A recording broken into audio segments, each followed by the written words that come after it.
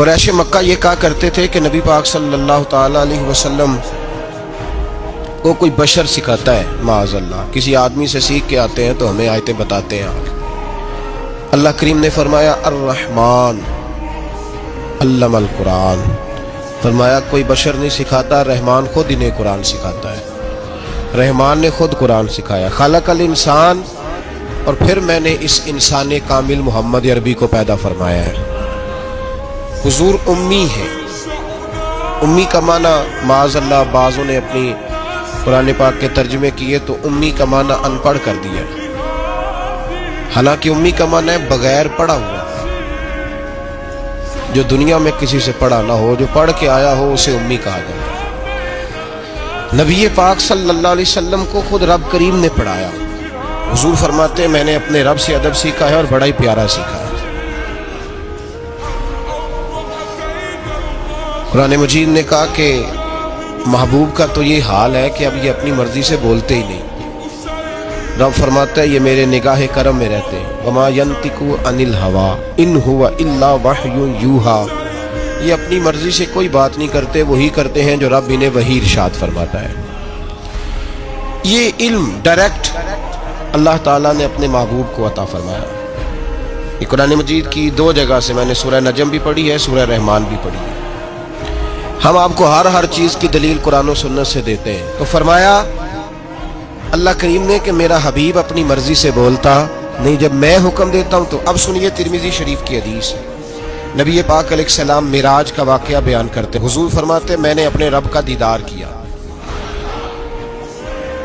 اور رب تعالیٰ نے اپنا دست قدرت، اللہ نے اپنا دست قدرت، دست مبارک، حضور فرماتے رب نے، اللہ نے اپنا دست قدرت میری پشت پہ رکھا اور میں نے اس کی ٹھنڈک سینے میں محسوس کی۔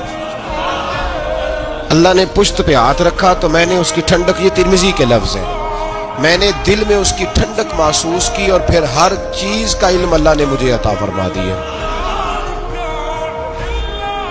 یہ مطلب ہے تھاپڑے نال بھی علم لبدا ہے، تھپکیوں سے بھی علم۔ کیا میں نے ترمذی شریف کی حدیث عرض کی ہے، کتاب کا نام یاد رہ جائے گا؟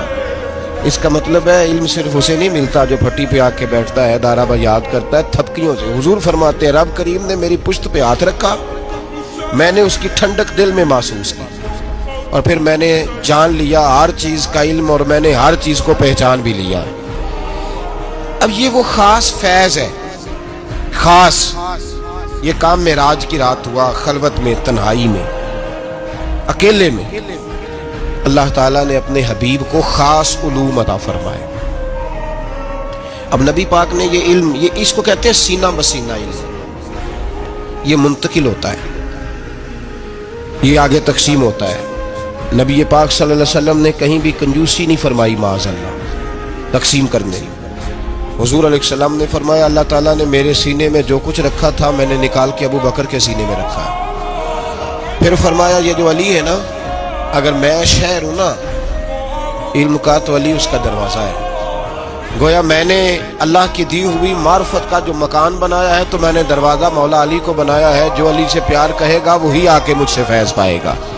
انا مدینۃ العلم وعلی بابھا۔ تو حضور نے اپنے غلاموں میں وہ علم بانٹا، نبی پاک نے اپنے غلاموں میں وہ علم بانٹا۔ حضرت عمر نے خواب دیکھا، کہا یا رسول اللہ میں نے خواب دیکھی ہے، آپ دودھ پی رہے تھے اور دودھ کچھ بچ گیا تو آپ نے مجھے دیا ہے، اس کا کیا مطلب ہے؟ تو حضور نے فرمایا میں نے تجھے اپنے علم کا فیض عطا فرمایا ہے، میں نے تجھے اپنے علم کی برکت دی ہے۔ دودھ سے بھی علم آتا ہے جی، دودھ سے بھی علم آتا ہے۔ لوگ تو کہتے ہیں تسی پھوکا دے لگے ہو، بھائی دودھ سے بھی علم آتا ہے۔ حضور فرما رہے ہیں کہ میں نے بچا ہوا دودھ تجھے دیا ہے۔ کسی نے حضرت علی سے کہا تھا کہ علی، جناب علی نبی پاک صلی اللہ علیہ وسلم کے وصال کے بعد نا معرفت کھولنے لگے تھے، یوں سمجھ لیں کہ جب تک حضور کا وصال ظاہری نہیں ہوا تھا تو اتنا کھول کے نہیں بولتے تھے، جب وصال ظاہری ہو گیا تو اب جو آدمی بھی کوئی چیز پوچھتا تھا مولا علی شیر خدا کھول کے بتایا کرتے۔ تو کسی نے کہا علی اب جو انشراح صدر ہم دیکھ رہے ہیں، اب جو سینہ کھلا ہوا دیکھ رہے ہیں، پہلے یہ رنگ نہیں تھا، میں تو کہوں گا ادباً خاموش تھے۔ بڑوں کی مجلس میں ادباً بھی بہت سارے کام نہیں کیے جاتے، ادباً خاموش تھے، لیکن حضرت علی نے وجہ بتائی۔ آپ فرمانے لگے جب میں نے نبی پاک کو غسل دیا نا وصال کے بعد، تو محبوب پاک علیہ السلام کے ابرو مبارک پر، پلکوں پر، ابروؤں پر پانی کے تھوڑے تھوڑے قطرے تھے۔ تو شیر خدا فرماتے ہیں پہلے میں نے سوچا کہ میں کسی کپڑے سے پوچھ دوں، پھر میں نے کہا علی تیرے ہاتھ تو نعمت آ رہی ہے۔ فرماتے ہیں میں نے گردن کو جھکایا اور وہ میں قطرے چوس گیا، بس وہ اندر جاتے گئے ہیں اور دروازے کھلتے گئے ہیں۔ اب ذرا غور کرو میری بات پہ، قطروں سے بھی علم آتا ہے۔ ہمارے ہاں نا اگر فیض دینے کا رواج نہیں تو لینے کا بھی کوئی نہیں۔ ہمارے ہاں تویز شویز لینے کا رواج ہے، دعا شعا کرانے کا رواج ہے، اپنے مسئلے بتانے کا رواج ہے۔ فیض لینے کا جو فیض ہے نا، فیض خرد کے پاس خبر کے سوا کچھ اور نہیں، تیرا علاج نظر کے سوا کچھ اور نہیں، کچھ اور نہیں۔ یہ جو فیض ایک صحابی ہیں حضرت وابصہ رضی اللہ تعالیٰ، مسند امام احمد بن حنبل میں موجود ہے، فرماتے ہیں کہ میں اپنے گھر میں بیٹھا تھا تو میرے دل میں ایک چیز آئی، خیال آیا کہ میں حضور سے پوچھوں نا جا کے بلا، دل میں، زبان سے نہیں میں نے ادا کیا، دل میں خیال آیا کہ میں آج حضور سے جا کے پوچھوں نا کہ نیکی کیا ہوتی ہے اور شر کیا ہوتا ہے۔ فرماتے ہیں یہ ارادہ کر کے میں مسجد میں چلا گیا، تو مسجد میں پہنچا تو جماعت ہو گئی تھی۔ یہاں ایک روایت یوں ہے کہ جماعت میں میں شامل ہو گیا پر جگہ مجھے پیچھے ملی۔ آپ فرماتے ہیں نبی پاک صلی اللہ علیہ وسلم نے فرمایا ادنو منی یا وابصہ، نماز کے بعد فرمایا وابصہ یار قریب آ جا۔ حضرت وابصہ کہتے ہیں میں قریب آ کے بیٹھ گیا تو حضور نے فرمایا ادنو منی یا وابصہ، چل وابصہ تھوڑا اور قریب آ جا۔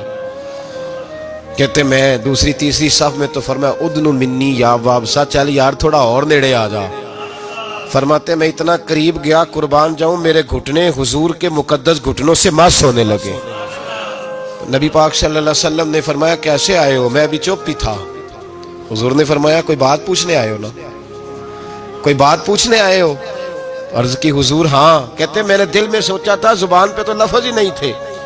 نبی پاک نے فرمایا میں نہ تجھے بتاؤں تو کیا پوچھنے آیا تھا؟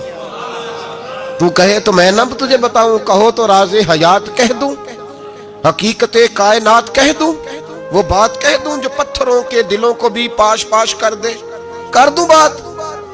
عرض کی محبوبہ اگر آپ کہہ دیں پھر تو موجے لگ جائے نا، پھر تو کیا بات ہے اگر آپ کہہ دیں۔ تو نبی پاک نے فرمایا تو خیر اور شر کے بارے میں پوچھنے آیا تھا، نیکی اور بدی کے بارے میں پوچھنے آیا تھا؟ تو حضرت وابصہ کہتے ہیں میرا سینہ کھل، ہاں ہاں حضور یہی پوچھنے آیا تھا۔ فرماتے محبوب نے ہاتھ اٹھایا، فضا میں بلند کیا اور میرے دل پہ مارا، سینے پہ رکھا۔ فرمایا سوال میں نے بتا دیے ہیں، جواب اپنے دل سے لے لے، میں نے تیرے دل کو عالم دین بنا دیا ہے، جب اپنے دل سے جا کے فتویٰ پوچھ لے۔ یہ کون سا علم ہے جناب؟